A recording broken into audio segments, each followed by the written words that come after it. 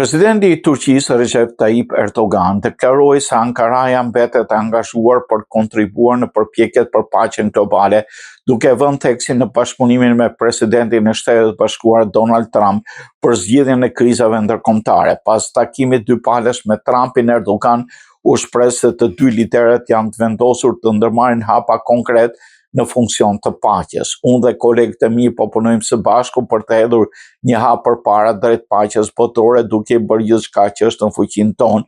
Me mikun tim të dashur Donald Trump theksuan rëndësinë e këtij samiti të liderëve për arritjen e paqes në Gaza, deklaroi presidenti turk. Erdogan bëri të ditur se gjatë bisedimeve me presidentin amerikan trajtoi edhe luftën mes Rusisë dhe Ukrainës.